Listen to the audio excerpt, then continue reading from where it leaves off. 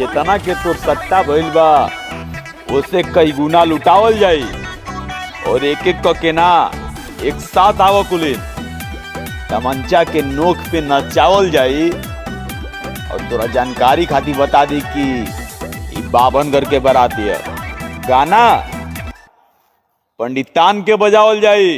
हमारा के छुदे बाटे के कोई मचाल रे। अच्छा तुझे लगाई आज हो जाए बवाल रे। पंडितान के आगे कौन बोली रे? केहू से डरी नहीं चली सीना तान के। चिंता ना रहेला ये बाबू हमारा जान के।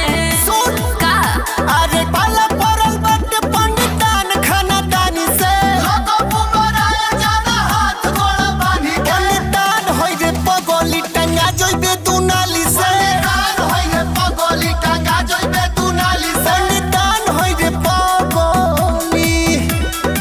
अरे पंडितान से पंगा तब का काहे कि जब हम शुरुआत करब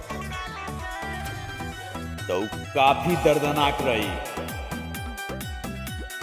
हम ब्रह्मास्मि बनो ना अपना के ढेर उन बाजो तोहरो से ज्यादा हम होई रंगबाज हो।